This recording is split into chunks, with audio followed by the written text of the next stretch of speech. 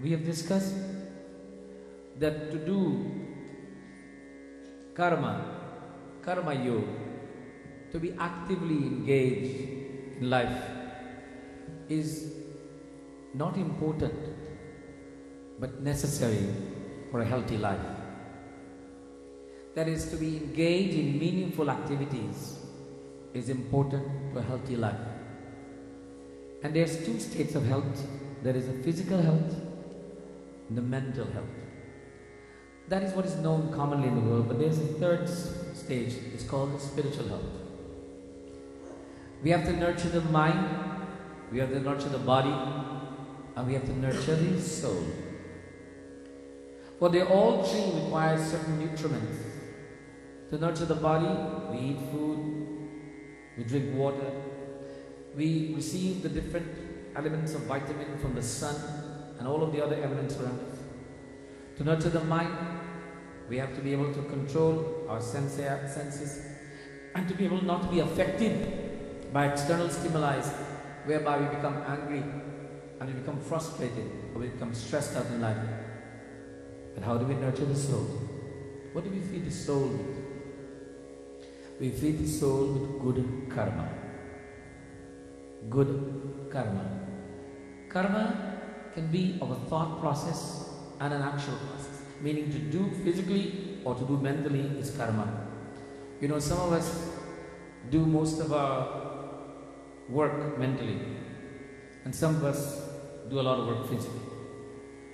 And then some of us have to engage both, but in reality, we cannot do anything without engaging tan or man, body and mind.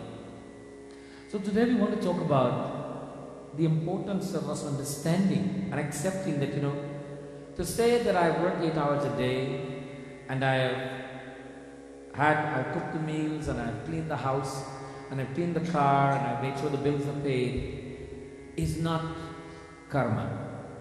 That's duty. You have to do that to exist. Beyond that is a karma I'm talking about. And in the modern world we call this a vocation, not a vacation, by the way. A vocation. To do something for the joy of doing and to do it with hope that others will benefit. To do something outside of the normal curriculum, the normal of going to school or going to work and cooking the meals and cleaning and doing the job and paying the bills. We have to do that. That's reality. But beyond that, And you know, we once measured the week. How many hours are there in a week? Anybody know? 7 times 24. Any mathematicians? 168? Okay, we'll take 168. And if we are allocated 168 hours, I want you to do this test at home on your own. Sit down and allocate how you spend your day. For instance, 8 hours working or 8 hours going to school. And then you travel for 2 hours or 2-3 hours a day, that's about 11. So you still have 13 hours left, right? You're entitled to sleep up to 7.5 hours. Not 8, not 10, 7.5 hours. So you take, we'll give you 8. So there's 13 there, take out 8, what have you got? 5 left, so you got 5 hours to play with, as they say. But what happens to these 5 hours? Many of us cannot really understand where does it go, it just like goes. So sit down and document how do you spend your day. How does the 24 hours go by? And then, after you've done that, categorize those 24 hours into 2 categories. Stressful and stressless. Stressful and stressless. Meaning, how much of your activity you were stressed out and how much of it you were not stressed. Now, if you understand a pie chart and you were to plot these activities in a pie chart, it will tell you how much of your 24 hours a day you were stressed out and how much you were stressless. And you will know right away that your life needs to be done something to. Now if the pie is coming out that you have a larger portion of the pie where you are stressless, then that's great. But if you see a larger portion of the pie you are stressed out, we all know the answer. There is a challenge. So, our activities without stress. Our activities without stress. Vocation, when we do for the joy, like if you sing and you play harmonium and you're playing, that's karma also, believe it or not. You are singing for the joy, but at the same time you're exercising your lungs, you're bringing mental and physical state into it, you're multitasking in the name of God. Now I don't want anybody to spend all of their 5 hours just playing harmonium and singing with their hand. But that was just an analogy or an example. But we can be doing other things. Gaining knowledge is also karma. Reading, educating oneself. But the greatest of karma is when we do something that will benefit others. When you do something that benefit others. Now, therein lies what we call in this country volunteering. And all of these wonderful people who are in the orange t-shirts are volunteers. Now, the concept is that they are volunteering their time and their energies to do something that will benefit others. But the question is, will they benefit from this activity? What do you think, volunteers? Do you think you benefit from this? Do you think you benefit from this? So let's give our volunteers a big hand. So then in volunteering, there is mutual benefit. There is benefit for those who get the benefit of the service, and then the person who's volunteer gets a benefit in many forms.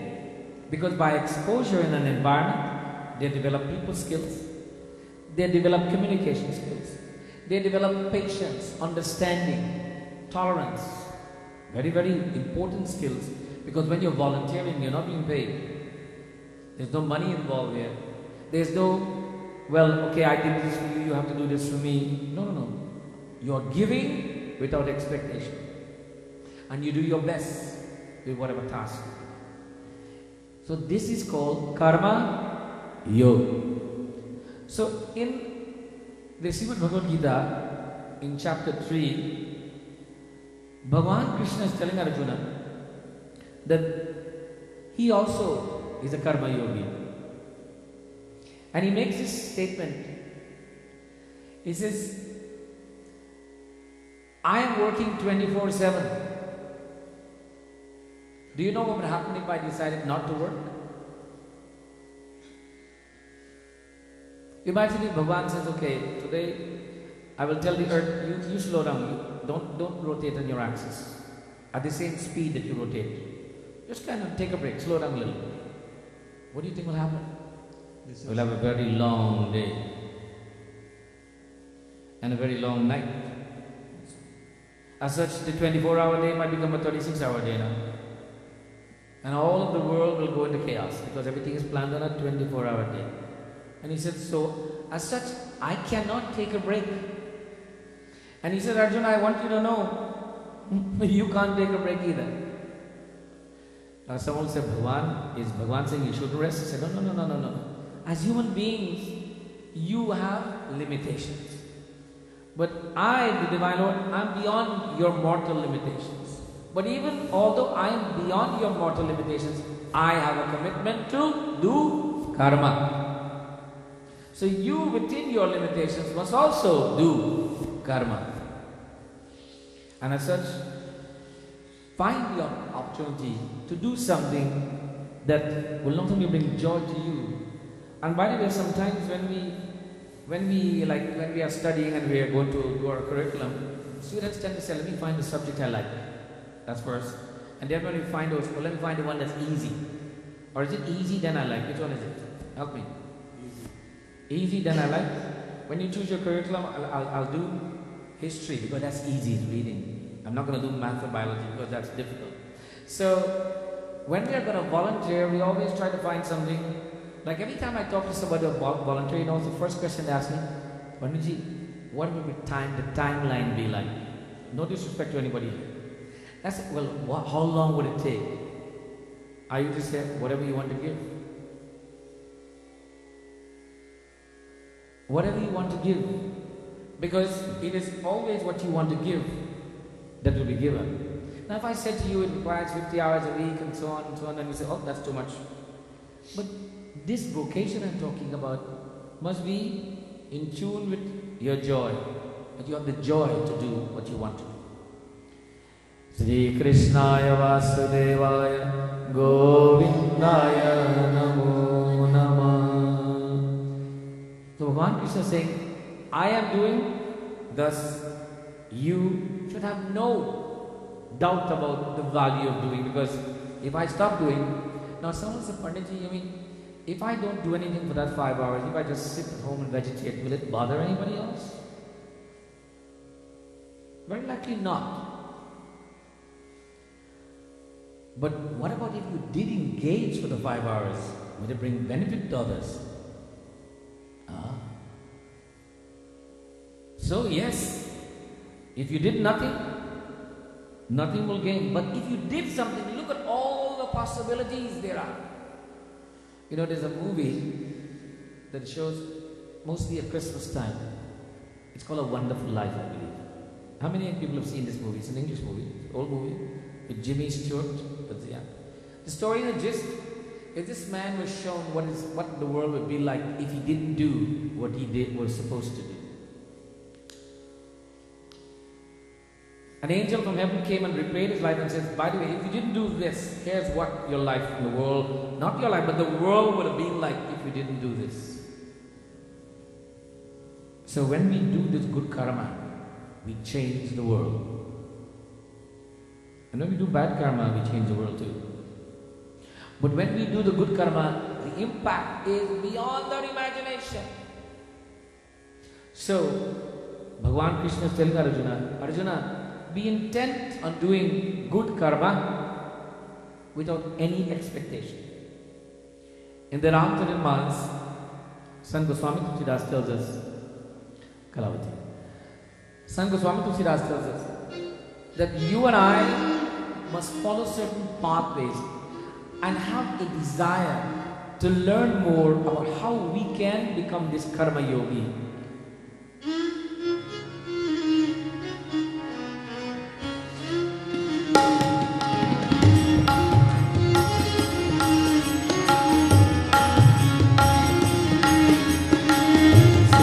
Ram Jai Ram Jai Jai Rama Shri Ram Jai Ram Jai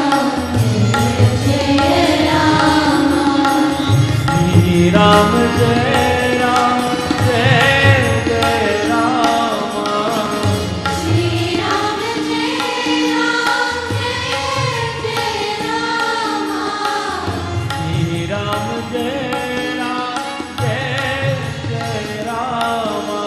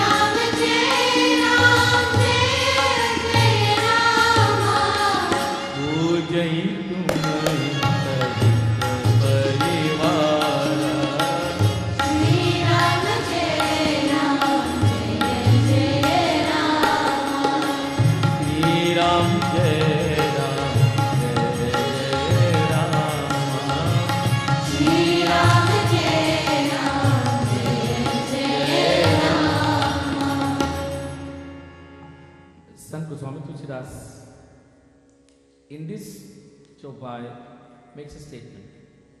It is a statement to all of us. Charan Ram Tirat Chali Jai. Charan means feet. Ram, God.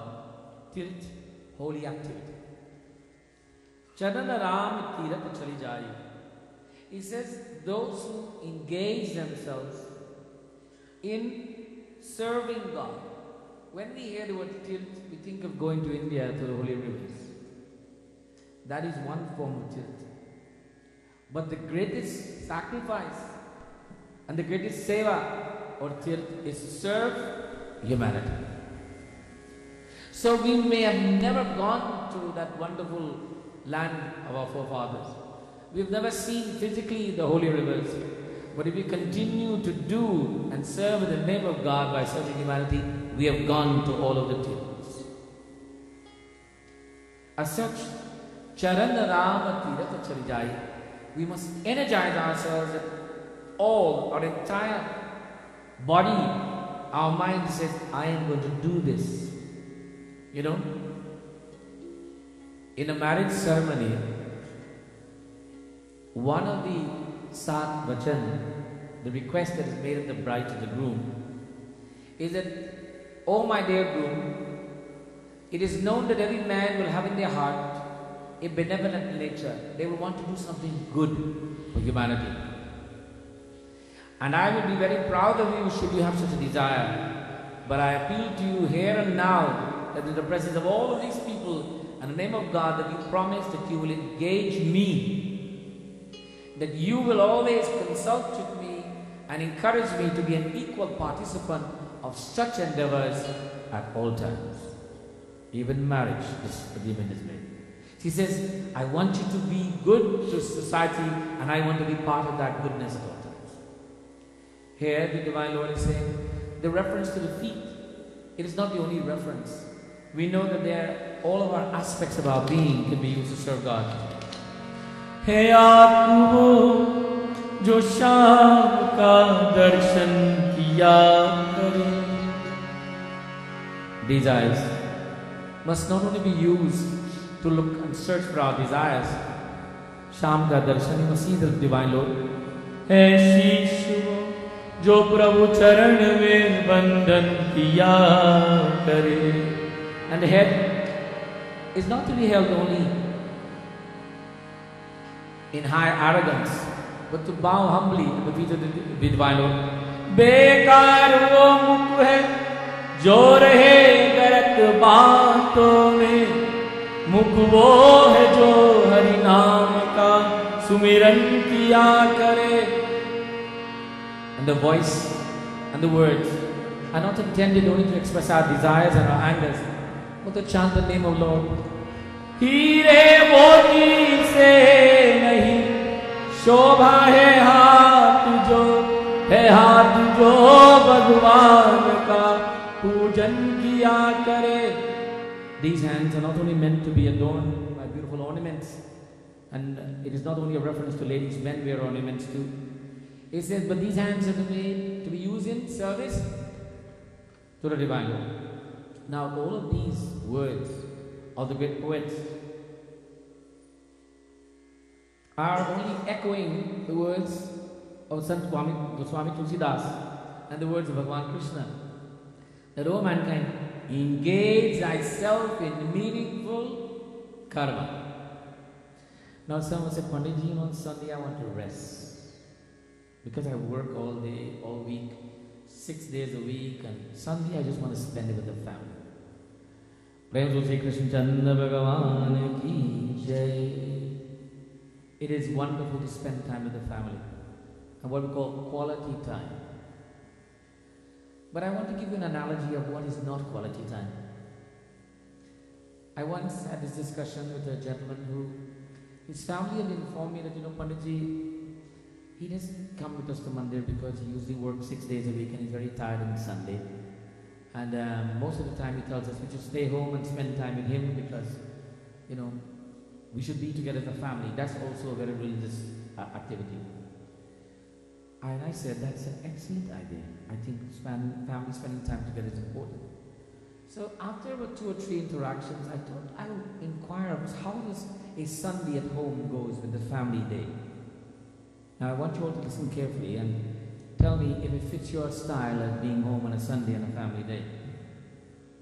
So we had this chat, me and the gentleman sat down and I said, well, okay, so you stayed home last Sunday with the family, had a good family. Oh, it was very nice, Panditji. It was nice to be home with the family. I said, tell me, how did the day start? He said, what do you mean? He said, well, what happened in the morning? I said, what time did the day start? Oh, you mean what time we got up? He said, yeah. I said, well, we got up about 10 o'clock. I said, you got up about 10 o'clock on Sunday morning? So, well, I was tired. I says, and the family was home, everybody was home. I said, what about the kids? Oh, he said they got up at 7. Already. And what did they do? Oh, they're children, they were watching cartoon TV. What did they eat? Oh, I don't know, cereal or something. We always have something in the house with them. And I say, where was your wife? Oh, well, she stayed with me. We were sleeping till a little late. We were tired in the week, from the whole week. I said, okay. And he said, what happened after that? Well, I got up and, showered and got ready. And then by about 1 o'clock, we decided we'll have something to eat. And we ordered in food because we didn't want to do any work. And I said, what happened to the kids? He said, well, they had lunch already. They ate leftovers from last week. Note, it is 1 o'clock and he hasn't sat with his children yet, Everybody getting this picture? Okay. And then goes on to tell you some friends called and they came over and then we had some relaxing time, spending time with them. We talked about things. And then we are 4 o'clock. Where are the children? Oh, they had homework to do. They were busy. We are at 6 o'clock and they ordered pizza. And then 9 o'clock they went to bed. And it was a very nice family day. I hope that's not how your family day is. It's better you come to the Mandir and sit together for 2 hours. At least you'll be together in the same place, singing the same tunes and doing the same thing. Sri Krishnaya Vasudevaya Govindaya Namo Namah. Name of Sri Krishna Chandra Bhagavan Ki Jai. Our message today was intended to emphasize on the fact that all of us must have meaningful activities. Other than that, when it's going to school and working, there is more to life than just going to school and working. And if we say, oh, I'm so busy, I have lots of things to do, the reality is, if you're alive, you must have things to do. If you're healthy, you must have things to do. Even when you're unhealthy, you must have things to do. Because if you are healthy and you don't have things to do, when you're unhealthy, then you have an excuse. But even in the unhealthy state, the mind must always be engaged in doing karma, good work. So I leave you with this thought today that as you leave here, and you will do the analysis of your time management, how you spend your day. And if you want to share this with me, please feel free. You can send me an email, or you can write it up and show it to me. If you don't know how to do a pie chart, just list them and put a percentage factor. How your day goes. And then when you add that day up into a week for 168 hours, and you ask yourself how much percentage of that time you spend in a stressful state, it will be amazing. And if you find that you're spending more time stressful than you're being not stressful, you need help. And I don't think you need a shrink. No disrespect against the field of psychology, but you need to stop and think. That's the first stage. And ask yourself, what can I do to change this balance? And by the way, that is what is called balancing life. Many people believe that balancing life is scheduling time. No, balancing life is scheduling and managing their mind. As we will continue, we will talk about mind management versus time management. You see, you cannot manage your time if you cannot manage your mind, because one is dominating over the other. The mind controls what we do, when we do, and how and where we do. If we have that under control, then we have time under control. Sri Krishnaya Vasudevaya Govindaya Namo Namah. I want to briefly mention one other factor, that many of us get tired very fast. Did you notice that in this day and age? I want you to know, you can't get tired if you didn't work. Some people are tired from being tired. Oh, I'm tired. What? But you didn't do anything. Oh, I'm just tired. I'm bored. What you didn't do? They are bored from doing nothing and they're tired from doing nothing. When your body is tired, it's because you've energized it and you've reached a point of time where saying the energy needs to now rejuvenate. That's called tired. But if you're sleeping and sitting around all day and then you say, oh God, I'm tired, there's something wrong with that picture. So we must understand that you and I have the ability to maintain unending energy. And some people have the ability to go all day, 15, 16 hours a day and still feel energized. But they have to take fuel at a certain time. You know, water, food and so on. But the body has the ability to continue to rejuvenate. And remember our entire movement of our activities. The way we walk, the way we talk, the way we sit, all of that has a lot to do with how we think. Some of us walk as if we are, anybody know what's a slope? Like we move in slow motion.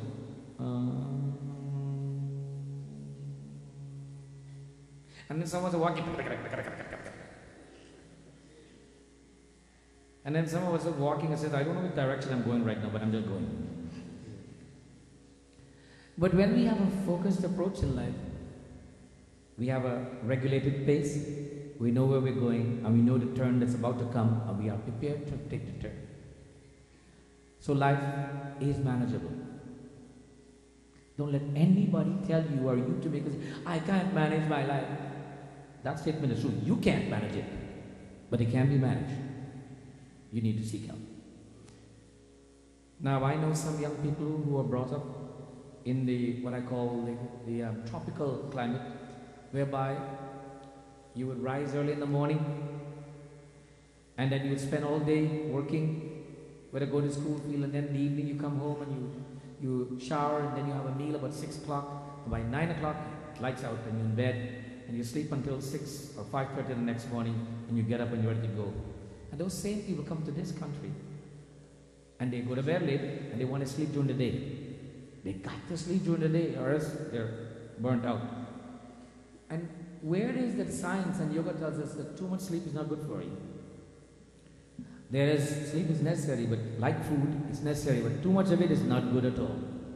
So bear that in mind.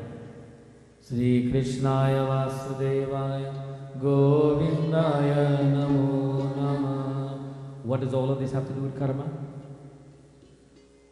Too much sleep, too much eat, no focus. Now, if you're having this syndrome, don't go to your doctor. Please, you'll be wasting the government money. You're putting an extra burden on our healthcare costs. Just wake up and says, I need to change the way I think and do things, and I will start feeling good about myself, mentally and physically. Prem Suchitapati Ramachandra Bhagavan ki. Let me thank everyone.